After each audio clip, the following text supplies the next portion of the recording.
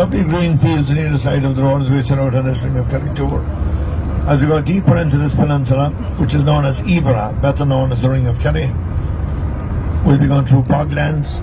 Deeper still, we'll be going through very mountainous and stony terrain.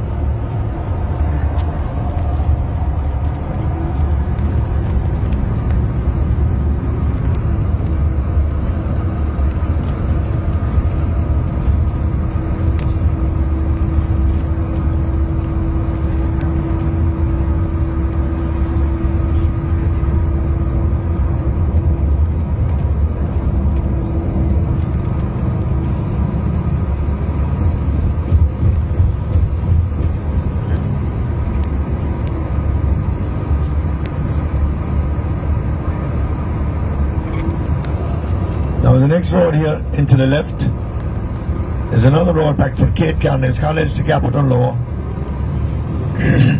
Beaufort Village, Beaufort Golf Course, and the base of Ireland's tallest mountain, Carrauntoohil. Now of all the stops we've making today, ladies and gentlemen, on this tour, there's two stops in particular we want to point out. The reason for this, there's a small cover charge going to two of them. Both times the cover charge is €6. So they're optional stops. You can do the two of them, you can do one of them, or you need to do any of them. Totally up to yourself. First stop is the cover charge in an old-type Irish village. You'll find 6 old-type Irish dwelling houses. They've all got a thatched roof, the flag floors, the great big open fireplaces, the black pots and kettles. And you can pay by cash or credit card going into this attraction. The second stop of the cover charge of €6 is at the Shepherd Round Uppy Sheep with Border Collie dogs. And this is voted the #1 visitor attraction in Ireland. You want to see that?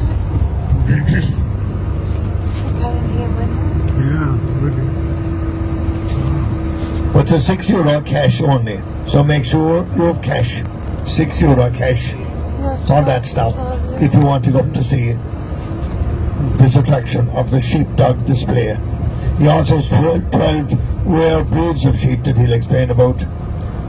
And everyone that comes down from this, and they would write on TripAdvisor and on our website, it was the highlight of their trip to Ireland. So if we can only afford to do one of the stops, try not to miss the Shepherd. We hate for anyone to miss it. And you don't even have to have a good command of the English language to understand what this man is at. He controls his dogs with the command of his voice and the blow of a whistle. All of our stops after that will be in points of interest, points of great beauty. Whatever we can take in an extra stop today, guys, we will, of course.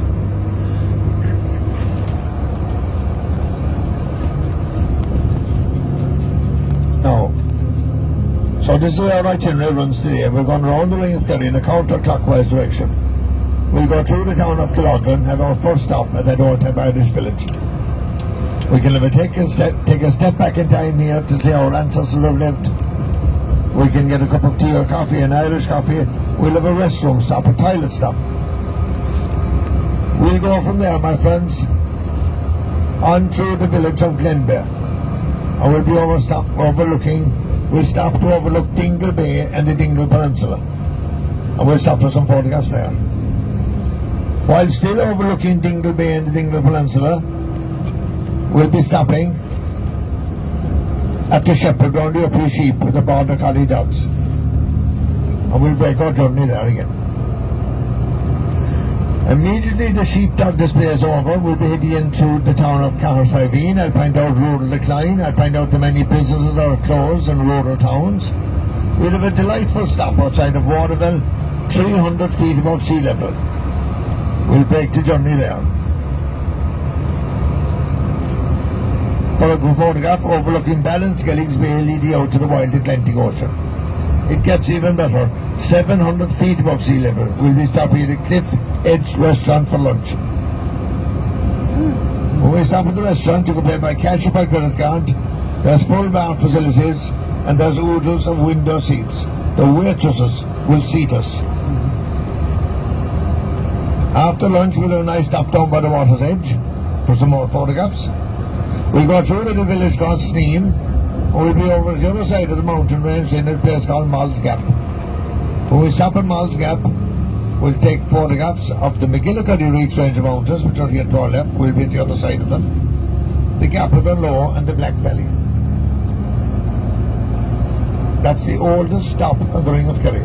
But when we stop at Moll's Gap, we're very fortunate because of Voke have gone to Wicklow are based here, and they specialise in hand-woven tweeds, and they'll give us a free weaving demonstration if the weaver is here on how Irish tweed is woven on a loom. Weaving in Voke in County Wicklow since 1723. We'll also afford some time for shopping when we stop at Voke, because when we have ladies on board the bus we have to make time for shopping, or they'll be very annoyed. Because the ladies we find, they love going into every store, picking up every flipping thing they see, looking at it and dropping it back down again. Shopping my ass, they should call it picking up and dropping down. They should call it annoying the head off your boyfriend or husband, because we hate it with a passion. We have to follow the women around the store like half-boiled Egypts. Hope to God help us. Would you think they'd ever say, why don't you go away and have a few pints? Oh no, they're with the River Lown here to the left-hand side, Laune. Because we leave Moll's Gap, we'll be down for Ladies' View, a spot made famous by Queen Victoria's visit in August 1861. And we go down.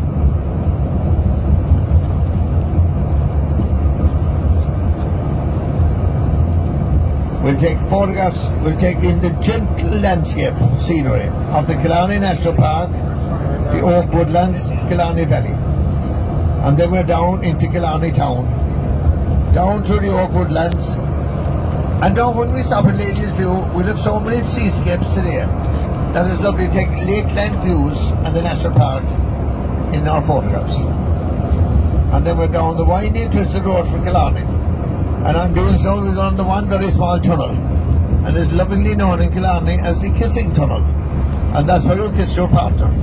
Your husband or wife, your boyfriend or girlfriend, your mom or dad, or whoever you're travelling with. And when you kiss under this tunnel, wait for this, you will stay in love forever and ever, amen.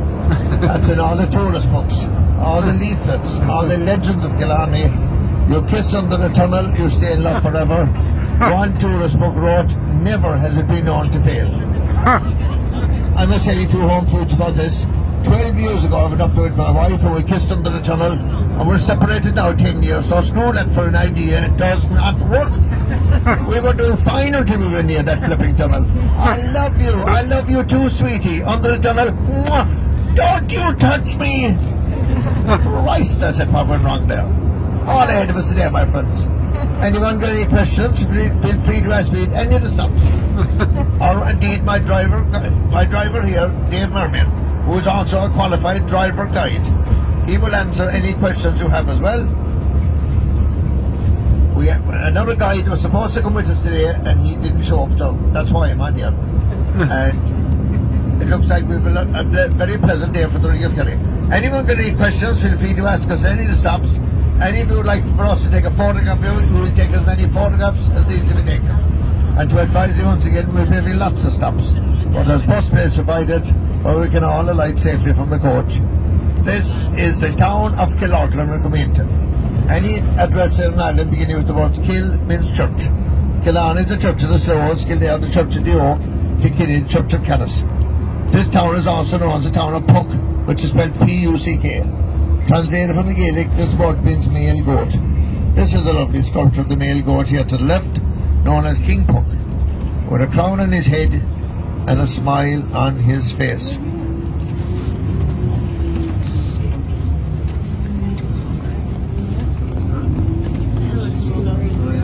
We're going over the River Lown. We're on the Lown Bridge.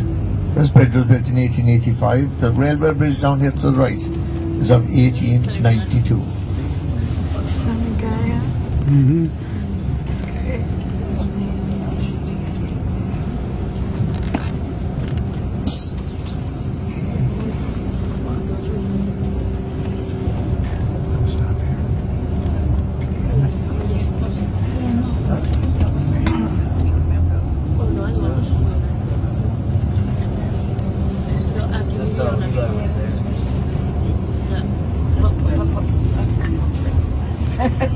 Killarglen's the name of the town. For the millionth time, Killarglen.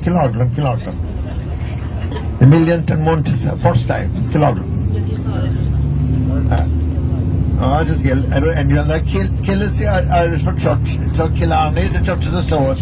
So lots of Kilkenny's, Killarney, Kildare, and so on. Now, right at this traffic island, that's where the goat is, that stand is erected, and that's where the goat is kept for the duration of the fair.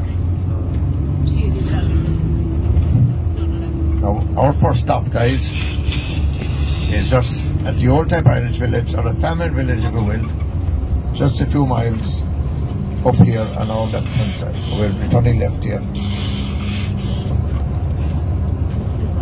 Now, wherever you will be on the 10th, 11th and 12th of August, you can take the people of Killarglen, including Dave, my driver, and myself, will be here burning the candle at both ends. But the lady Hello. over there and it came up. I don't know how she got it to come up. Did you see it? Yeah, she had something in her hand. Did she? Came up and so pretty. They're huge. You said it's dog, right? Wow. I don't mind sticks every once in a while. Okay. Mine is operator Come Aaron. here. He's like, all right. Come on. I wonder what she gave him. This feels, her fur feels cool. Wiry, but It looks like it's pork. Come on, honey, we only have a limited amount of time here and there's a lot more to see.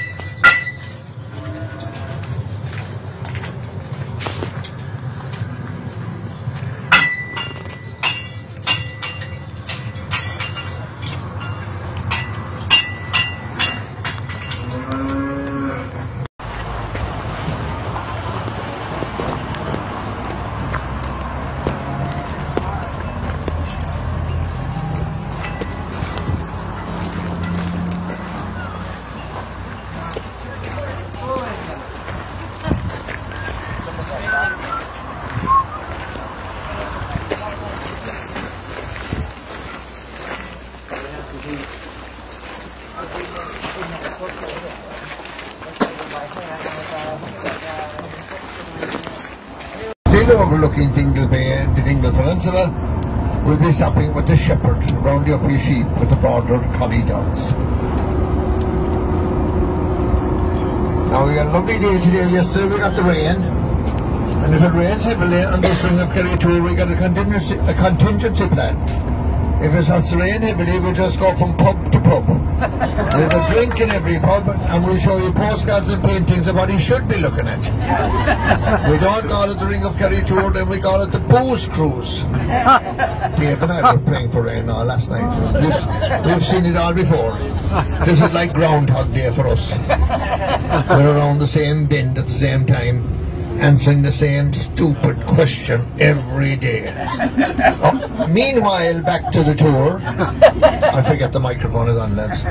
Look at a lovely bend on the river here, the other side, Cara River.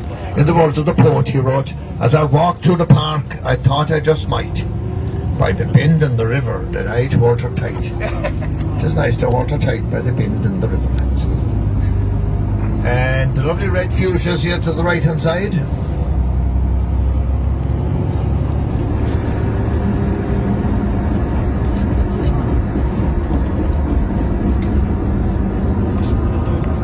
And this is where the train is across the road.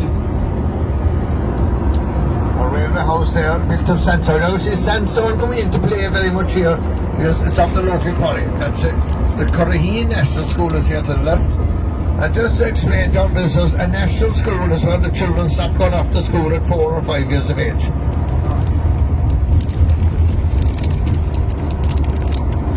And they're there until they're 11 or 12 years of age. Then they go to secondary school. So if we're here talking about a national school or a secondary school, you know the difference. They'll be in a secondary school till they're 17 or 18, whatever. And then they're on for university or college or apprenticeship or whatever.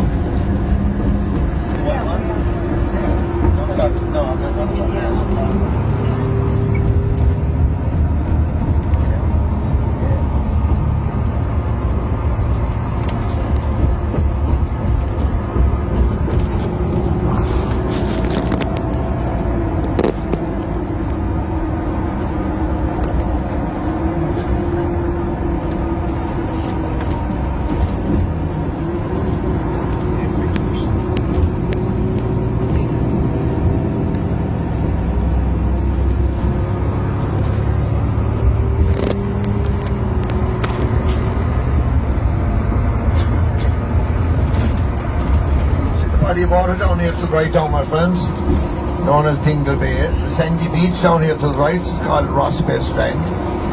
The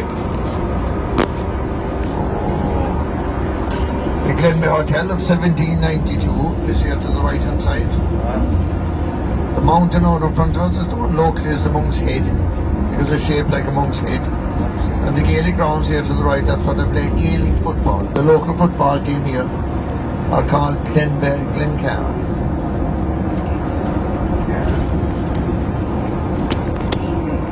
And seaside little village here, you can see the flowers and the barrels and half barrels and baskets here. The begonias, petunias, marigolds, narcissi. Some of all the Irish moms would have geraniums, very popular flower. There's flock. Left hand side and also built of sandstone is the old Glen Bay Castle, built as late as 1860 by the local landlord Lord Wynne, destroyed by fire in 1918. Yeah, saw it. Wow. That's the remains of the old Glen Bay Castle, built by Lord Wynne, W-Y-N-N, up to the left hand side. We've a trailer park here to the left now. And the train is along over there, guys. At the base of Monk's Wood. Now the good news is the railway line closed down the 30th of January 1960. And it ran from 1893 until the 30th of January 1960. That's the day they closed. It wasn't making any money then. Railway lines were closing then.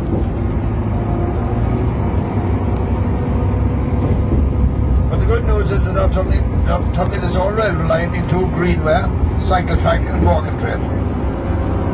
This is a very exciting project for everyone concerned.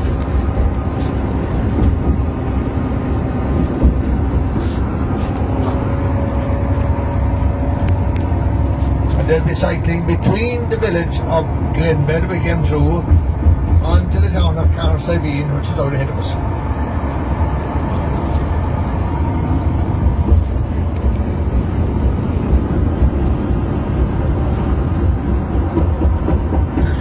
There was a lot of objections to this greenway, but gladly they're all behind us now. It went to the Supreme Court to judge of his final decision that the greenway is going ahead and he's not going to entertain any other objection.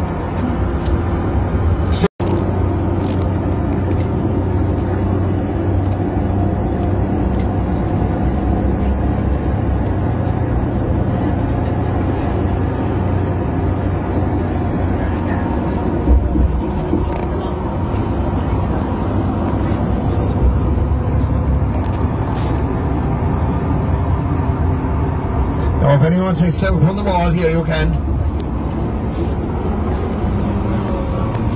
Anyone in Irish coffees or Bailey's coffees, be extra careful, you may not be as steady as you think. A lady fell off of this wall yesterday, was forced to give her mouth-to-mouth resuscitation.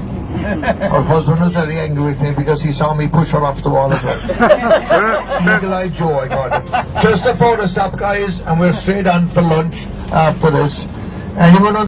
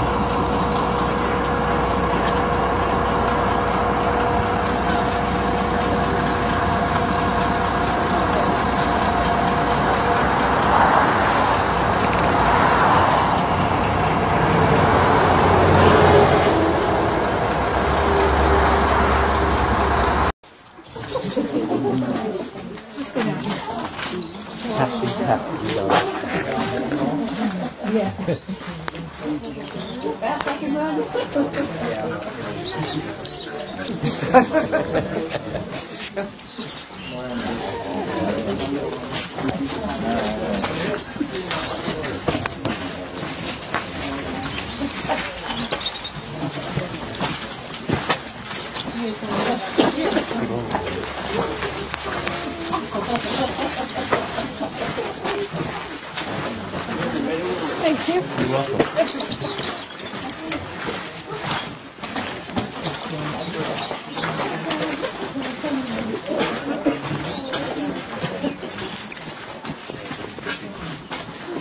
They're all lying there like, give it a rest.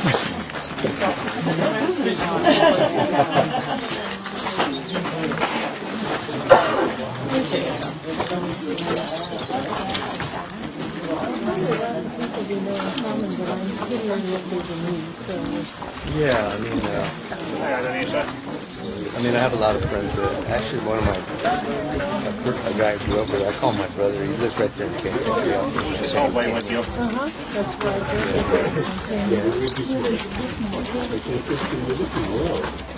Doing my best. Doing my best. It's not easy. She gave up feeding me, Robert. Sorry? She gave up feeding me.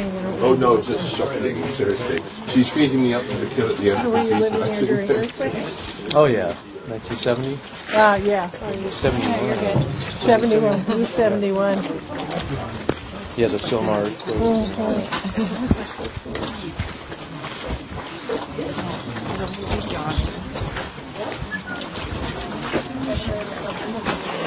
You can't Indian. You get married there.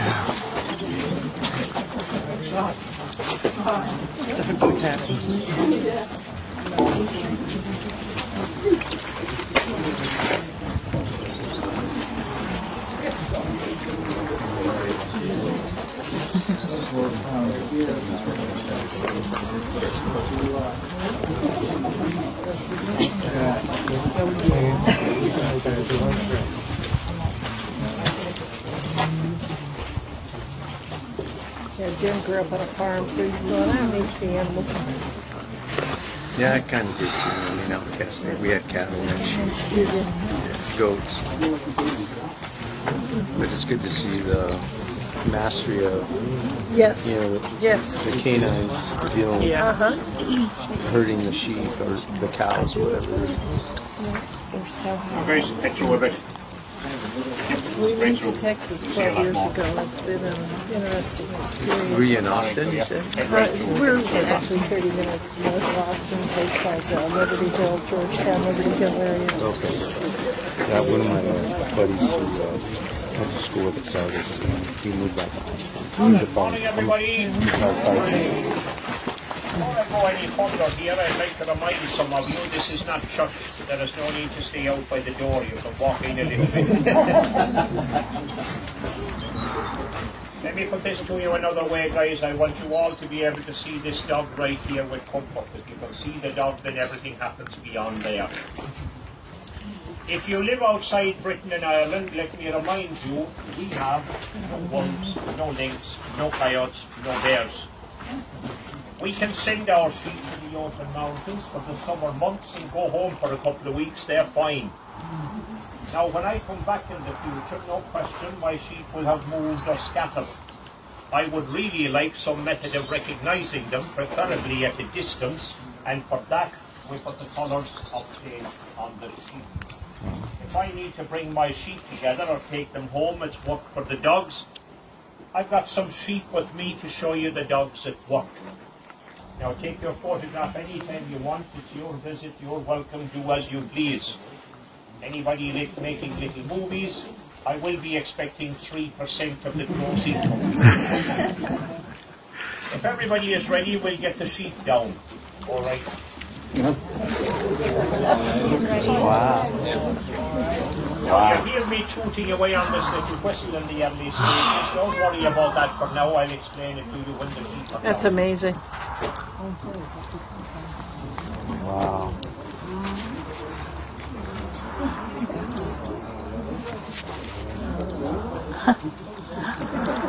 He knows what he's doing.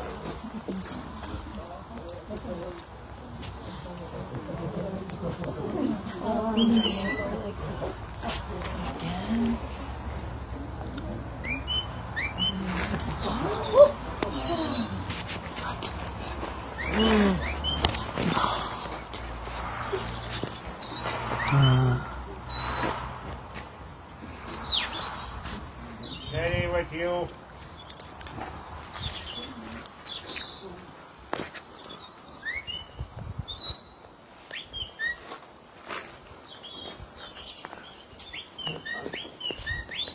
Good.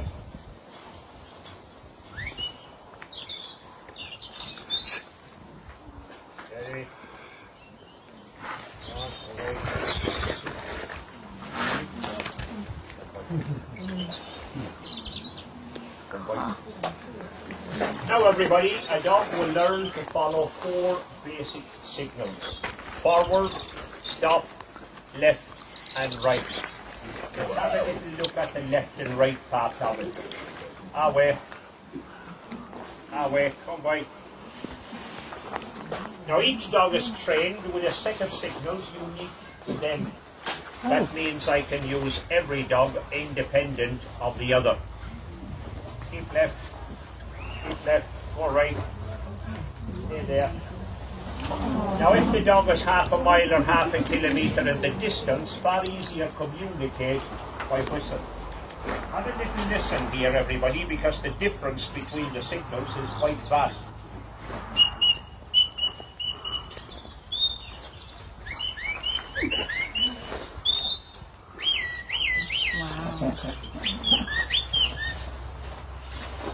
Now by ordering my dog around the sheep, I can move them in various directions. Face the dog to my right, your left, I can move them in that direction.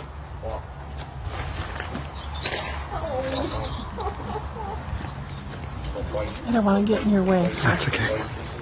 Place the dog beyond the sheep. We can turn them around and move them from left to right.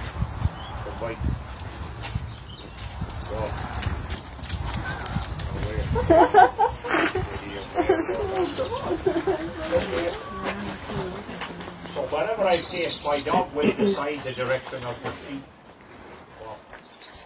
We'll take it out the field a little bit so you can see it better.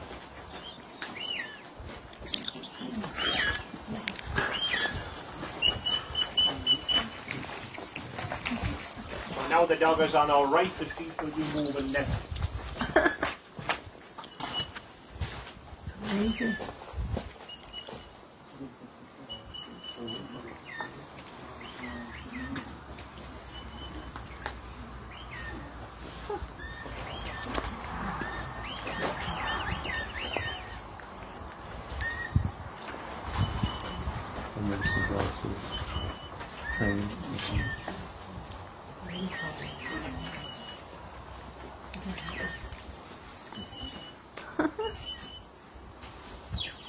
Now, if I want to use different dogs, the signals are different.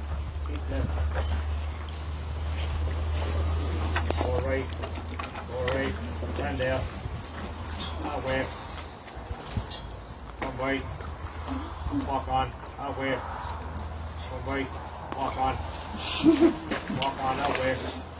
Come right. Lie down. All right. Keep. Stand there. Away.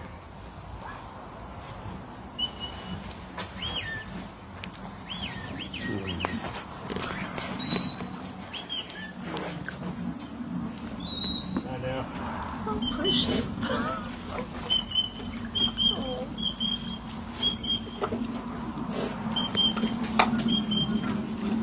Now hopefully all this is making sense to everybody before I make these sheep dizzy.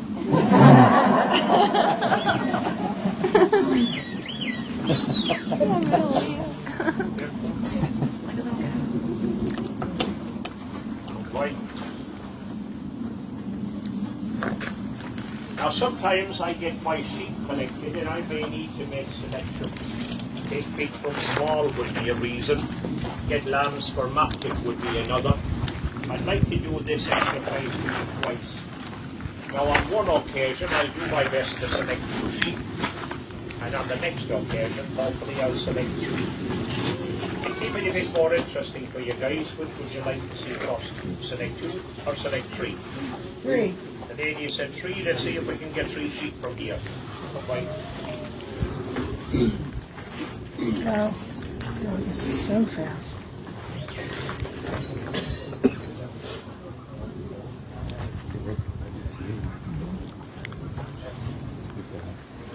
Most humans don't know left from right. Wow.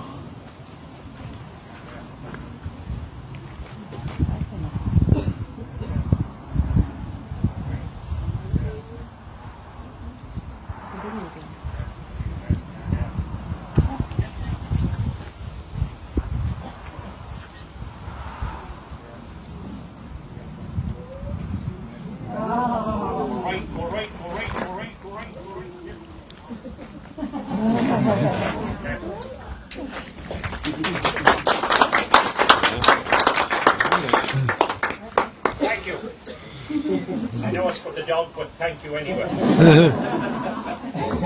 To make selection, everybody, I place a dog on one side of my sheep. I will personally stand on the other. We try to elongate the sheep a little bit and look for a space. When I find the space, I'll ask the dog to run through it, and that will naturally part the sheep. So, keep them and there. So keep an eye on it as I repeat. You'll see the dog on one side, I'm on the other. We're looking for that space, and we're looking for two. All right. Keep them.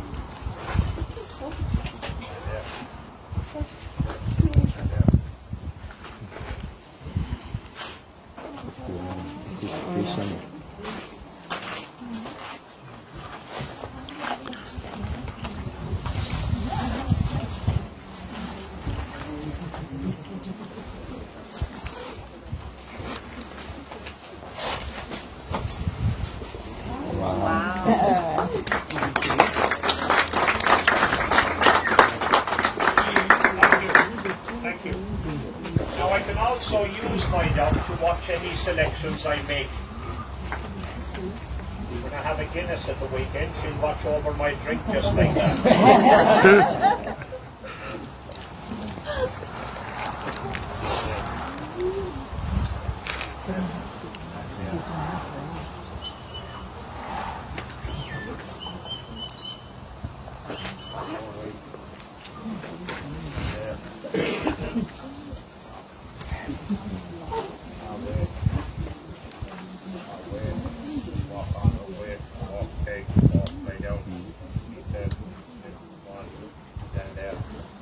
Now then, dogs are smiling, shepherd's smiling, cheese.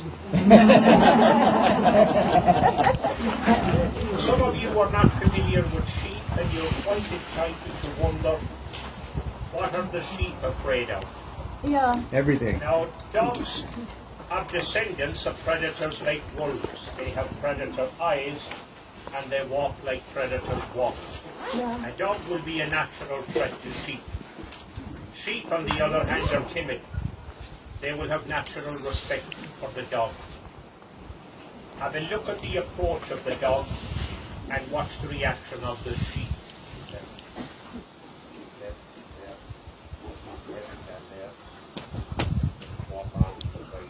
A bit like a wolf creeping up on its prey. Oh, yeah.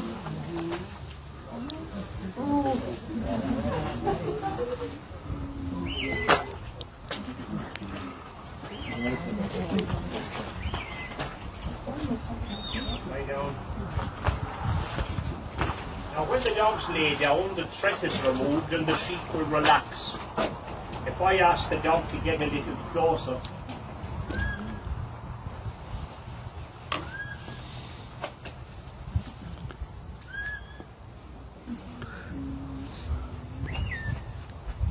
here everybody, we have Scotch Mountain sheep, often referred to as Scotch Blackface, a variety quite well suited to the rough terrain you see around us. Their prime use is for their lamb, and their wool is destined for tweed, like a tweed jacket or a tweed suit. Middle of last June they had up to 8 inches of wool. And you see the way the dog followed the sheep, that's the nature of the dog, they're stalking them. If I had a big bunch of sheep to move, a dog either side will keep everything together. Now keep an eye on this, guys, because hopefully you'll get a nice photograph out of it. I'll send the sheep out a little bit, and then I'll put a dog either side of them on the way back to you. So pick your spot, guys, and if an opportunity comes, take a photograph.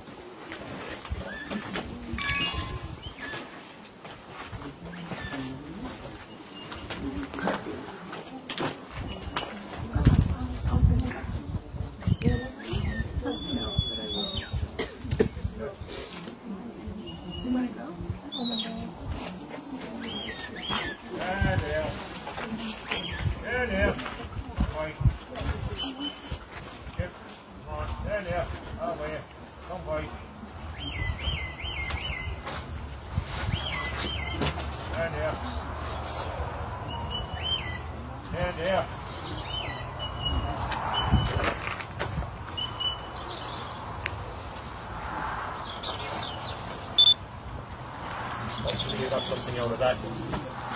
Any questions, guys? Yes, I have a question. Yes. Do you name your dogs? Yes, 1 and 2. The left and right. If I lose one, I still have 2. Over there is Peg. Hey. And there's Chip. And what kind of dogs are They they? are border collies. Border collies. They are for sure. How young do you start training them? I will preach to anybody that will listen. Whether it's a Jack Russell, a Poodle, a Doberman or a German Shepherd, between 5 and 6 months of age, put a collar on it, teach it to accept a leash, and teach it to sit, stay and come. Your little puppy at that stage is submissive. Let another 6 months go by and your little dog has become independent, and your difficulty in training has quadrupled.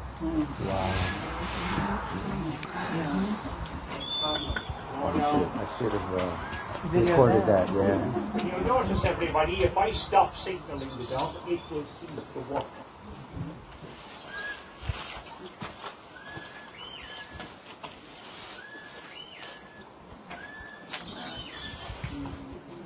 The safety feature, and that is, if I send the dog too far and it doesn't hear me for a few minutes, it would begin to return.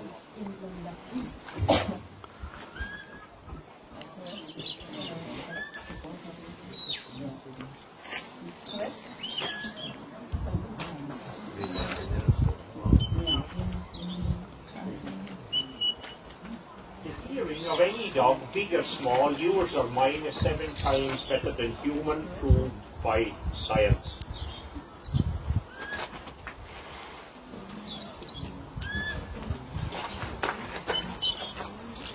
I think Fauci would disagree. For example, hey, that'll do.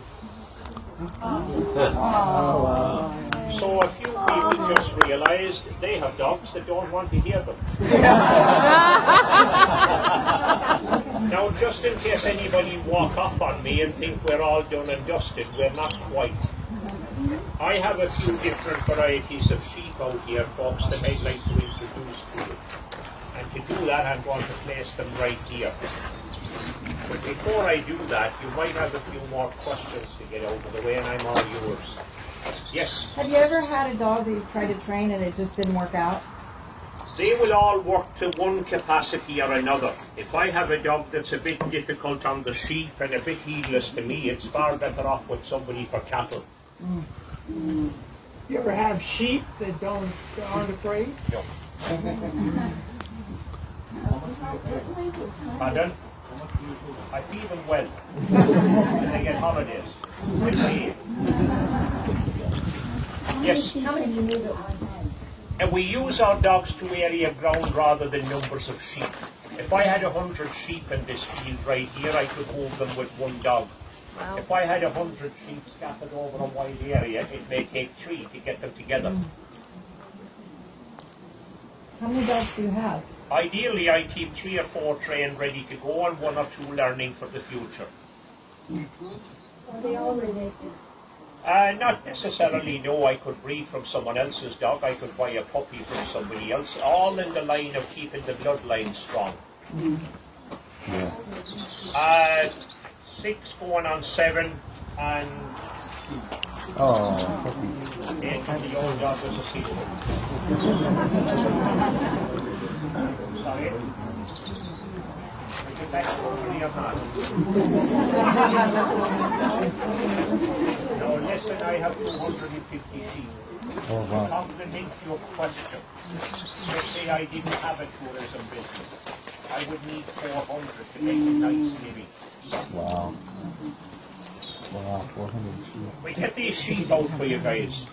And if you come up with any other questions, through or after that, I'm all yours. Yes, as much as I can, but not as much as I used to. One last question. How long have you been doing this? Too long. Sheep all my life. People before me sheep. People before them sheep. I'm here in front of the public about 27, 28 years. Well, God bless you, man. Thank you. Bye.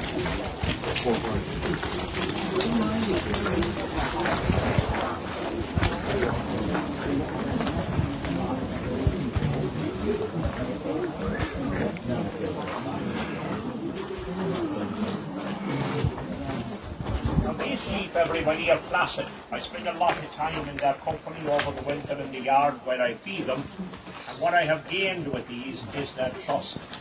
I couldn't get within 10 feet of the others. Wow. Huh. If you don't put fuel in your water, everybody, this is what will happen.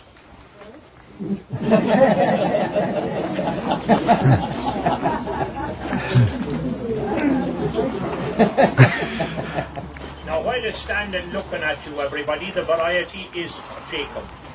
Jacob's sheep go back to biblical times. Wow. The wool is expensive with those people who do hand-knit sweaters. And the double horns on a Jacob sheep are absolutely natural. It's their nature to grow them.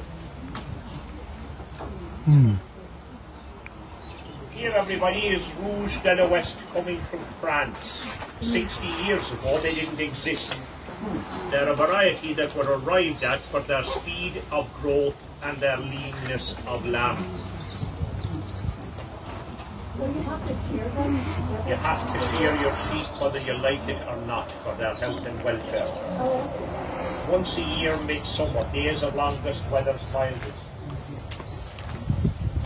Here, everybody, is called Blue Leicester. The genetics of sheep are the same, so not alone is it possible to mix them, it will be a practice. You take the characteristics of one, you mix it with the characteristics of another, and you improve the quality of the lamb. In this guy's case, it's size. Big sheep, mix it with others, you get a better lamb. Friesland, everybody, come from Friesland, northern Holland. They are milk and the making of cheese.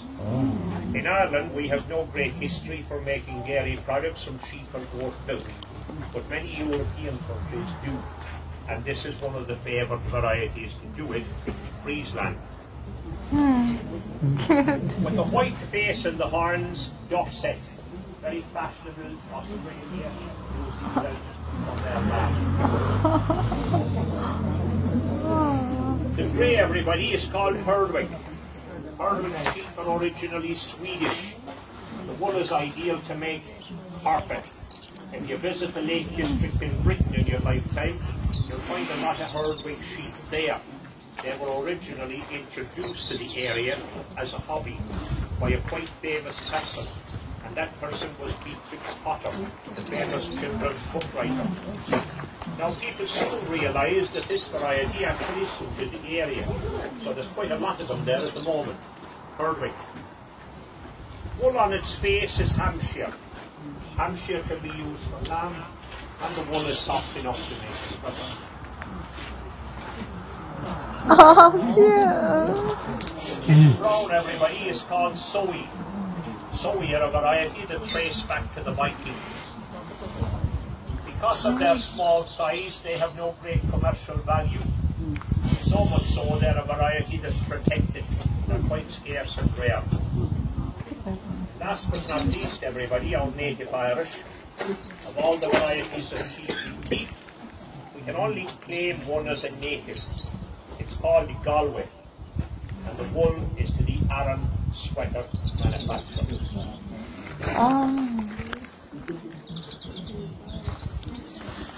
Any questions, guys? Now listen, don't forget, have a big lamb stew for lunch and support the industry. Should you happen to be a vegetarian, don't worry, sheep are also vegetarian. Okay, guys? Thank you so much.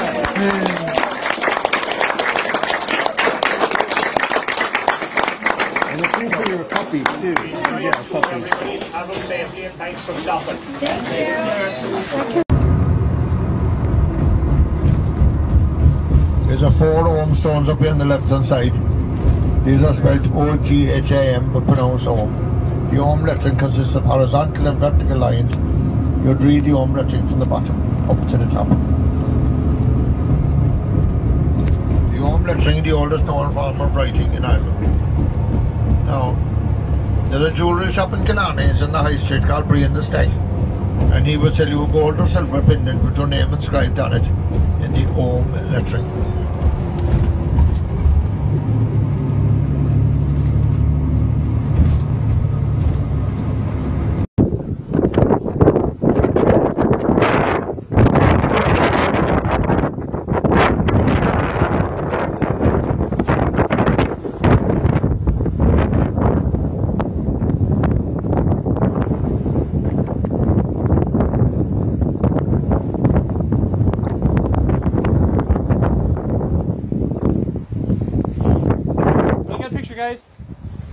Hey, baby.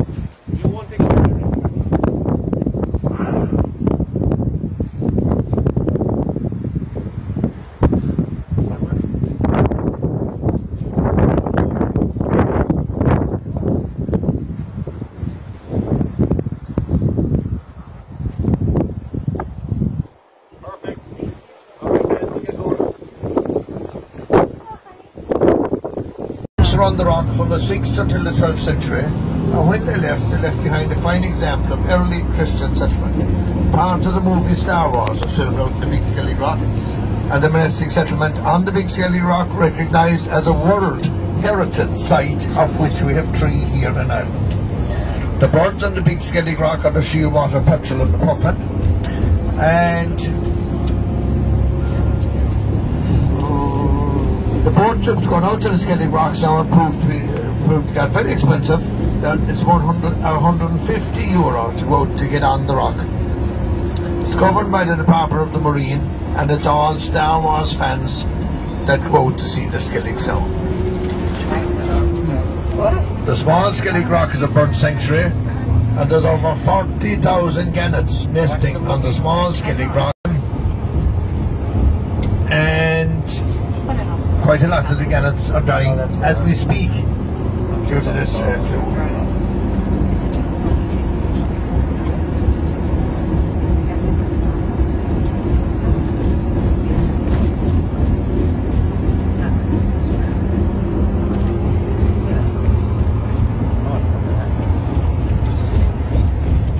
So if you look out here to the right hand side, you'll see big and little Skellig.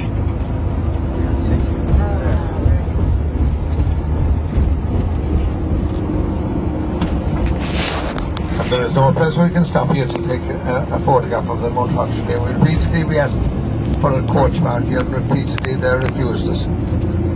We'll be stopping for lunch now, guys, in a moment. And David, our driver here, will assist you crossing the road.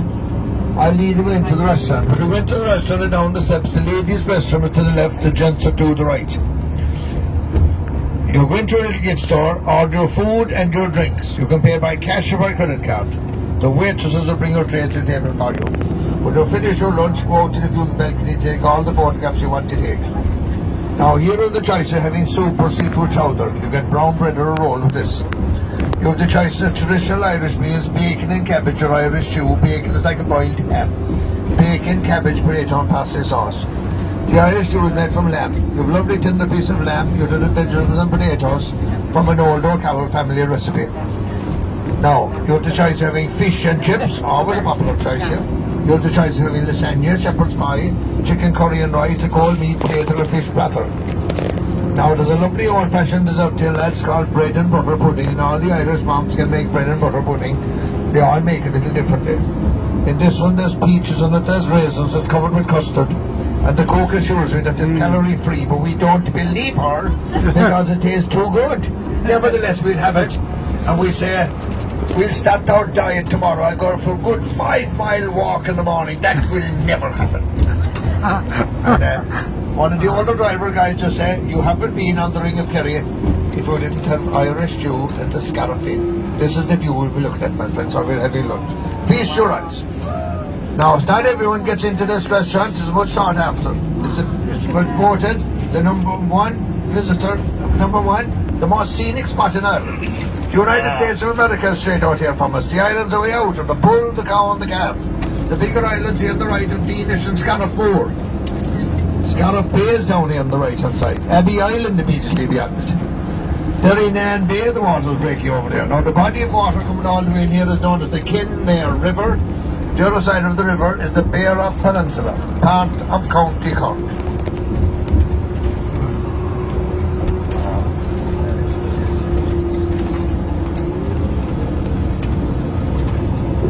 When you go to the viewing balcony after your lunch, capture the lovely pattern of fields, the 40 shades of green we call them.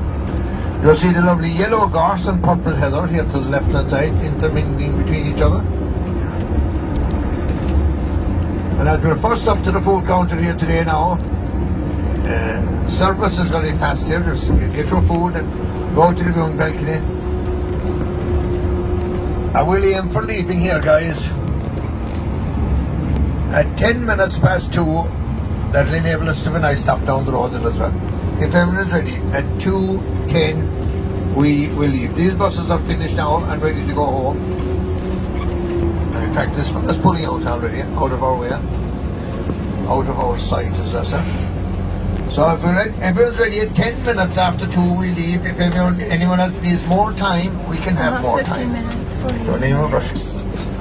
10 after 2 we'll meet.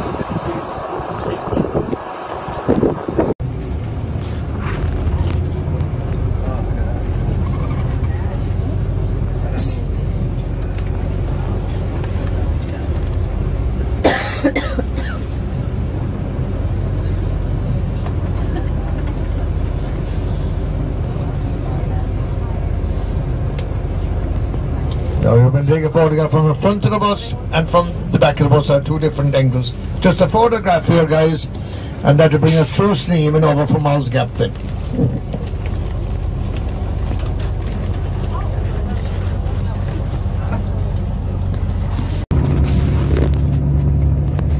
And in the winter time it's very bleak and bad here, so I have to buy in winter fodder then. And there's bales of hay to buy in at great expense now with the price of diesel and everything else so high.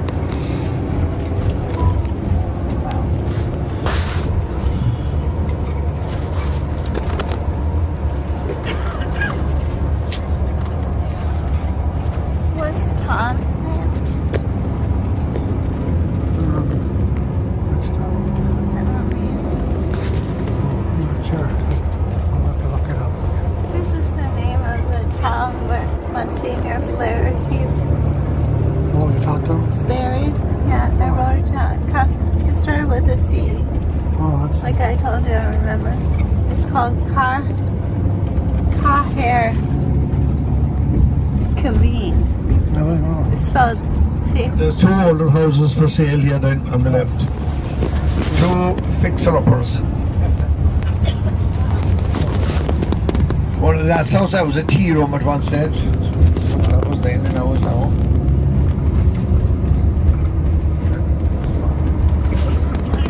I told him how I could never live here because of the dampness. So that's hard. That's Long Island out here then to the right hand side. It's hard for a lot. Known in Gaelic as Inish father. Everyone Inish who lives in is the Ireland Irish has for island. respiratory problems. Really? Well, I suppose because of that. Arthritis is the arthritis. Yeah, I've heard it, so gets in their bones.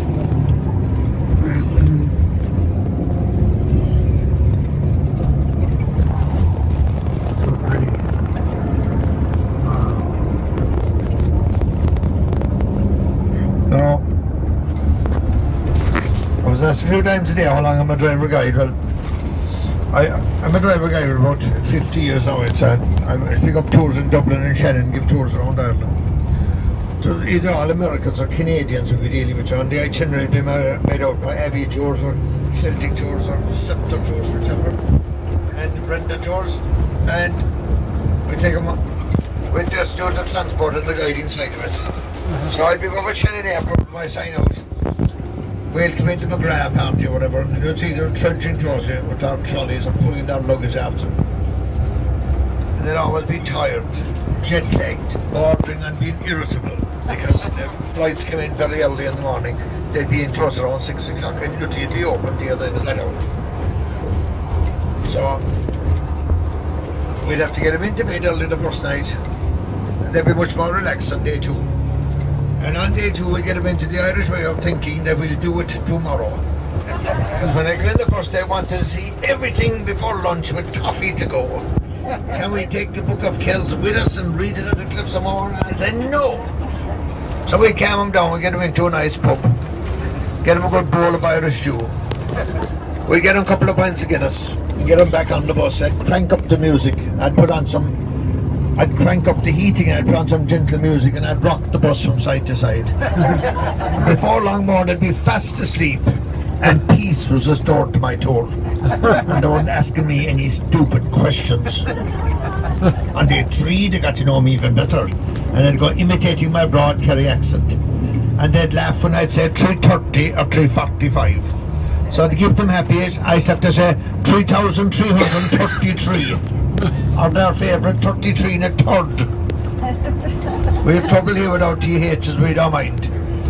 I was leaving the Rock of Castle one day in County Tipperary. I suggested after the castle tour we leave at 3:30. And a comedian in the back of the bus said, "What time, John?" I said 3:30. He said, "We didn't hear you back here." I said 3:30. He said, "Tell us again." I said, "You're flipping deaf. 3:30, we're leaving, 3:30. They were pissing themselves at the back of the bus laughing. And I shouting 3:30. So I don't leave any place now at 3:30, I leave at 3:29.9. They can't imitate that. And they would imitate my accent. They always insisted I take off the American accent. And I'd have to say, "You got a mighty pretty country here, John. Can we stop at the post office and get some stamps? Look at the lambs in the fields are so cute, my God, huh? Can you tell me what's in the vegetable soup? And I guess I'll have a pint of Smithwick's, buddy." If you want to call it for Smithwick's, just pronounce Smithwick's. The W is silent, but it doesn't matter. The bar person will know what you want. If we see a car at Shannon Airport with an newly rented car sticker on it, we know it's a very tired, confused, jet-lagged American on the wrong side of the road that's behind the wheel of that car. So we keep well out of his way because that car is liable to go any direction. If we see them coming towards us on a narrow road like this, they'll dirty the front of the car to forewarn us it's a rental. But if we see 2 occupants inside with their mouths open, we know it's 2 Americans screaming in terror. We can see the fear in their eyes and the white knuckles on the steering wheel. Hubcaps missing from the wheel and the mirror on the left hand side dangling down like this after being smacked off a wall or a sheep's head. The green band around their wrist saying "drive on the left." And the map will be up on the wife's lap upside down. If you can't all read the map because if any of us here in Ireland for directions will tell you it's just down the road a mile. If we in with the immortal word, you can't miss it, you're screwed forever. You might say, "Where is St. Mary's Catholic Cathedral?" Down the road a mile, you can't miss it. 20 miles later, nothing. Another thing to go out for is the 5-minute walk. They say, "Where is Cronan's restaurant?" 5 minutes up that street, my ass. You'll be walking forever before you'd be at Cronan's restaurant. That's what we do here, man. No street sign, you're supposed to know where you're going.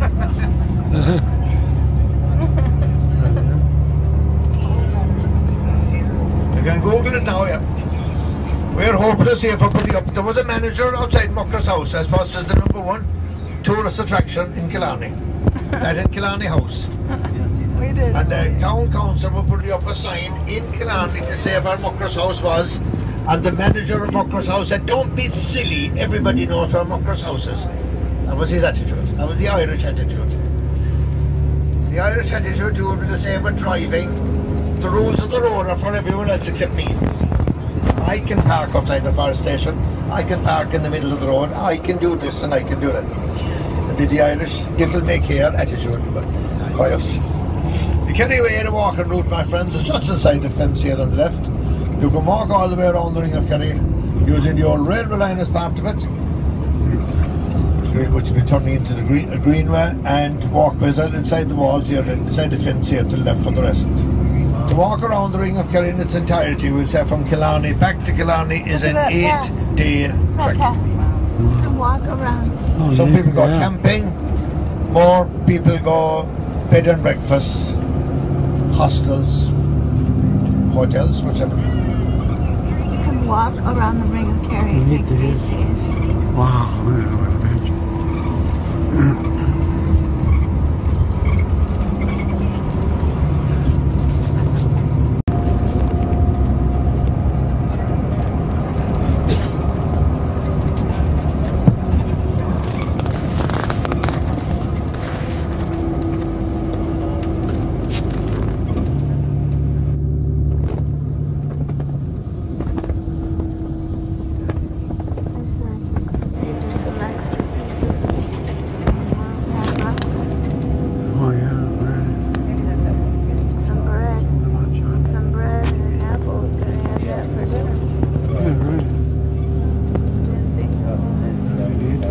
I said earlier about how do the children get to school. There's a school bus that brings the children in,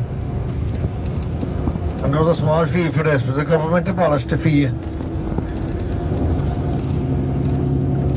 and more people put in their names, so we have more students now than we have bus places, and the Department of Education are trying to put more buses in place and more bus drivers for the school runs.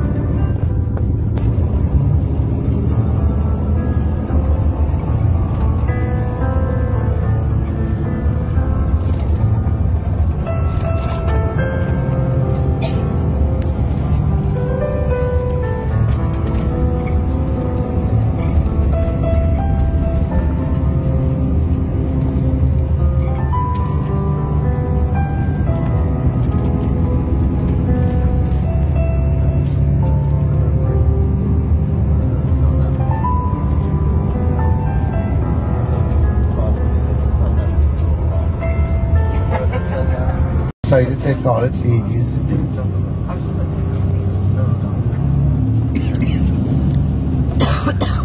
These guys have all the gear, but that's all they have.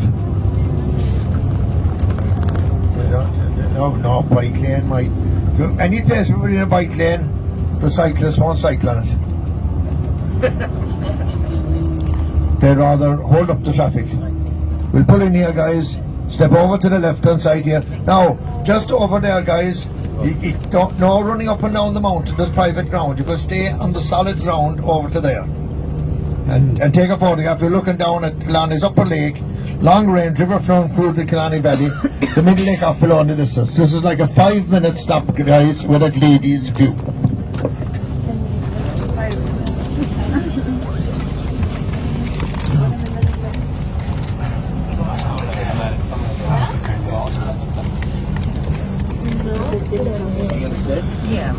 There must be fellas here, farmers who would plant out their land, and there were plenty of ash, and a disease came on the ash as well. And just specifically to make the holiday sticky. You'll see signs here for Ladies View, guys, that's advertising parking and coffee. And the other sign down here then is for mail order, the store that advertises the store down here is called Ladies View Industries. Some people think this is where the Queen visited. It wasn't. So they've stopped at the top there. That's the highest point in this road where you can see. Now we'll go slowly down here and you can look down into the valley in the left. You're looking down at Killarney's upper lake. Long range river flowing through the Killarney Valley, and the middle lake is off below in the distance. Now, there's an old British Army garrison coming up here on the right. It was built in 1820 with a lookout tower on either side.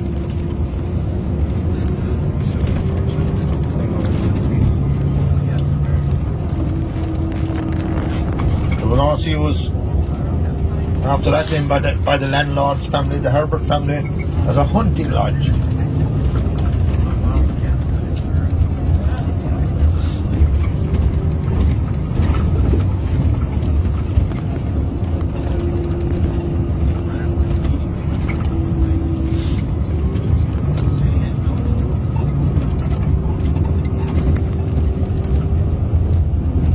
There's the natural woodlands out ahead of us.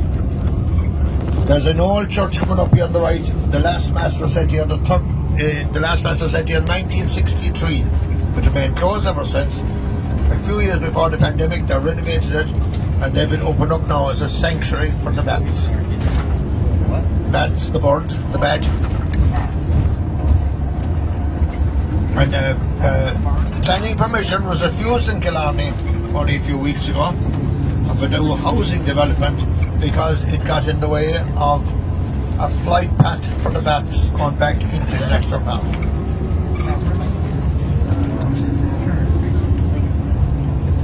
The bat is protected here.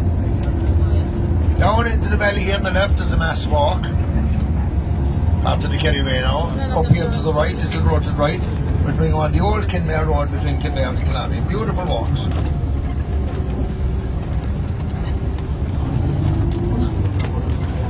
We're going over Galway's Bridge and over the Derrickinner River, and you can take note of the moss on the trees and on the rocks, and moss accumulates here very quickly.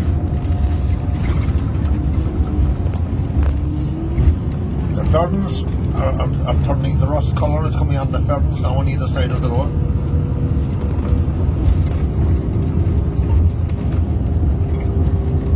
Starting to change colour, the leaves.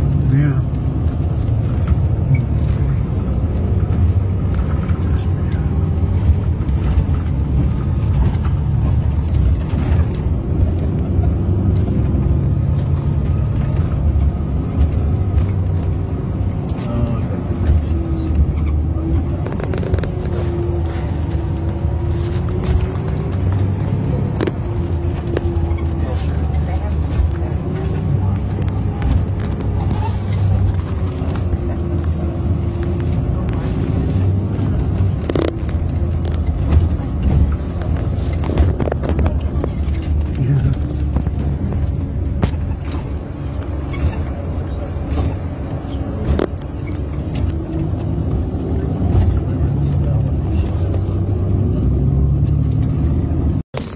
Whoever you kiss, you'll stay in love with you. Close your eyes. There's too much talking, not enough kissing going on. Bikers are coming. Special kissing turn of Killarney, guys. This is the long range of Killarney here to the left. Flows out to the upper lake and into the middle lake. It's over 6 miles long. Oh, this is the road we repeatedly asked them to widen. And repeatedly they have said no. It was wide enough, they said.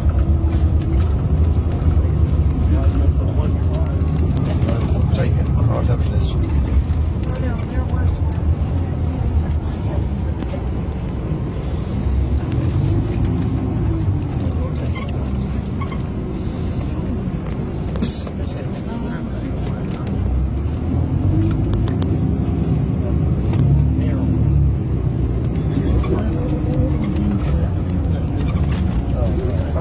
Kill myself.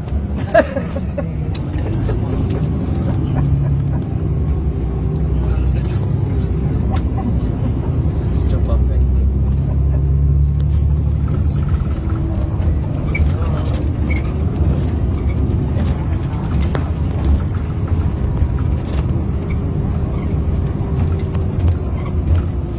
So we get down to Killarney, guys. We'll be stopping at the Amber gas station.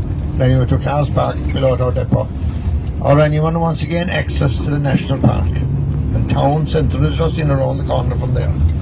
But after that, Dave, our driver, will be going in and stopping on the East Avenue Road. It will be very close for the Arbutus, for Scott's, for rail and bus depot, for Cronin's restaurant and for College Street.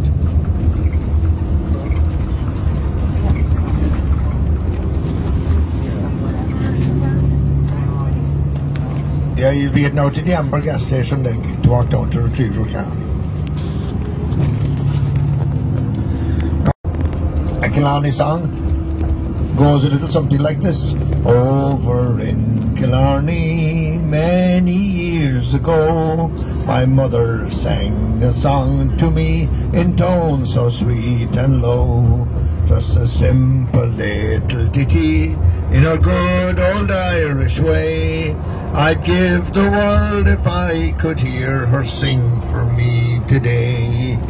Toora-loora-loora, toora-loora-lie, toora-loora-loora, hush now don't you cry. Toora-loora-loora, toora-loora-lie, toora-loora-loora, that's an Irish lullaby. That's my little song about Killarney. Thank you very much indeed.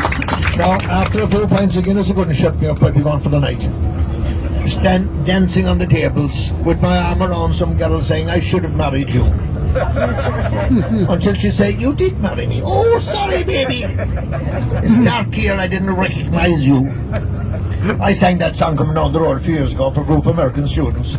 When I had the song finished, they were looking at me like I had 10 hits. They never did anything like it. They never heard the song. They were just too young. So they told me I had to sing something more modern for them. I said, fair enough. Under the kissing tunnel, they had me singing, I kissed a girl and I liked it, the taste of her cherry chapstick. I kissed the girl just to try it. Hope my boyfriend won't mind it.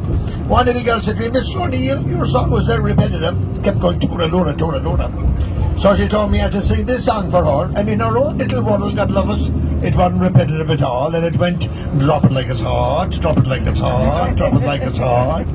4 hours later, drop it like it's hot, drop it like it's yawn, yawn, yawn, yawn, yawn. Why pick it up at all? Drop it like it's hot, drop it like it's hot, drop it like it's hot. Oh yeah.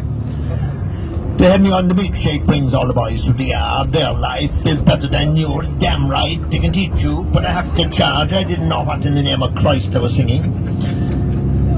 I don't know what they were implying by this. We have the wild goats here to the right hand side.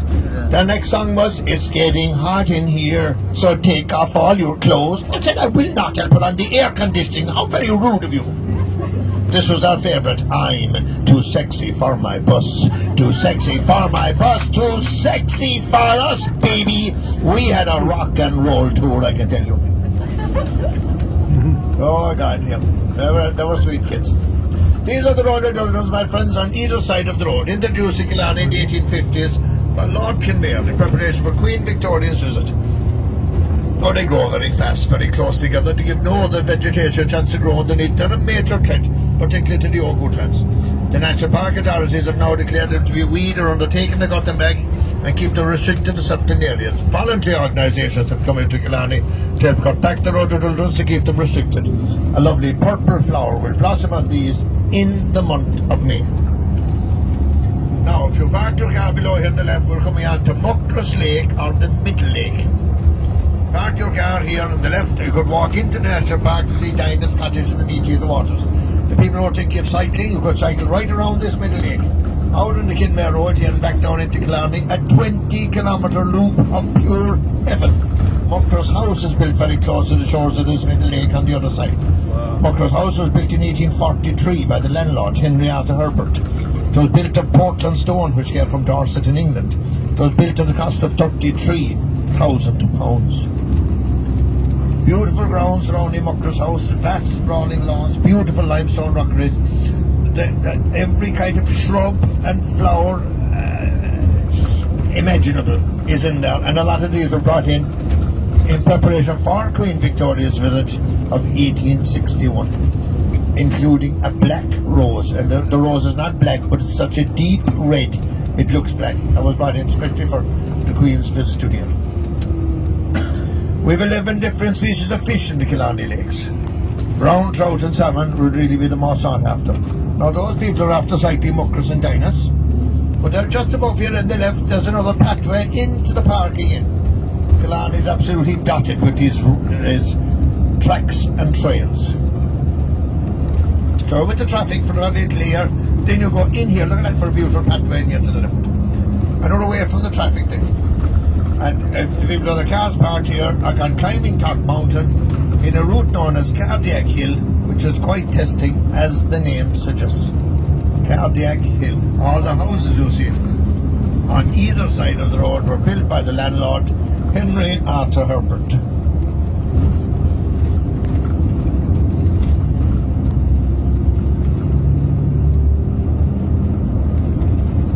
This is Turk Cottage here to the right. A gatekeeper's cottage. This is the carpet for Turk Waterfall, in case anyone is going out. The ultimate lovely drives are up through the woodlands for the Queen's horse and carriages. Still referred today as the Queen's Drive, it makes for a beautiful walk or a cycle through the woodlands of Killarney.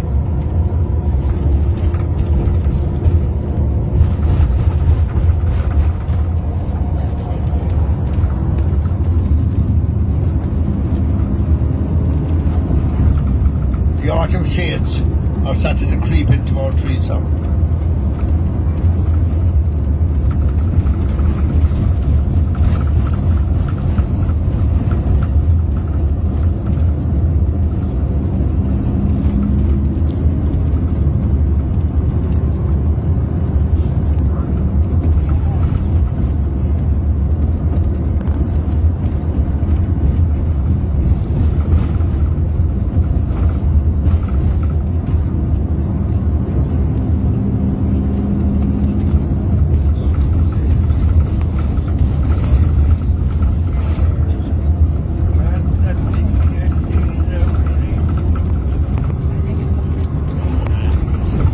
The vehicle entrance in from Muckross House and Gardens comes up below here on the left.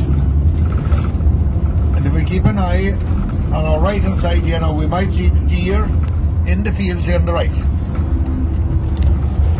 So you know, they will very kindly slow down for us. And any deer? Oh, they are. Look at that. Fine herd of deer here on the right hand side. To see what we organised for this tour, deer in the fields. In my next field I'll have 6 leprechauns drinking pints of Guinness. Just joking, there's only 5. We organised the goats, we organised the deer, and now we're organising Kerry cattle. Jet black in colour in here. Damn, we are good. This is a farmyard, my friends, whose houses are Kerry cattle. Kerry cattle are jet black in colour, they're a pedigree herd. First houses built by the Herbert family here to the right, 1837, pre-Muckross House.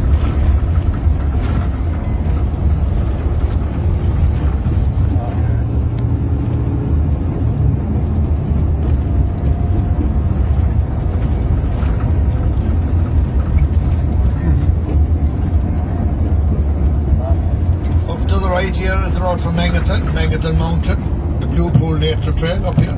This is George Muckers Park Hotel. George Bernard Shaw, the playwright, his holiday here up until his death in 1950. This is the disused Protestant church here to the right, now a venture centre for the Muckers Youth Club. And up to our right then under this huge Celtic cross, this is where Herbert the landlord is buried, and he died in 1866. That's a Protestant burial ground known as Churchill.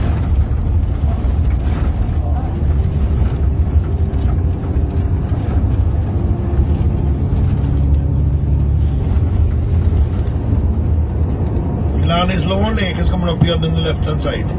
The biggest of the three lakes, known as Loch Lane. Loch Lane translated means the lake of learning.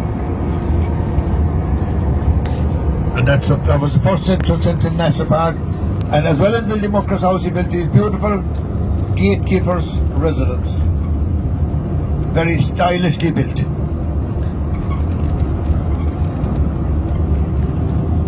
Then the secondary road coming up inside here on the left is laid out especially for horse-drawn carriages, cyclists and pedestrians. That is the road here to the left, and by the people who are thinking of cycling now, you can on this road from out from Killarney, you have all of the National Park out before you. Absolutely beautiful.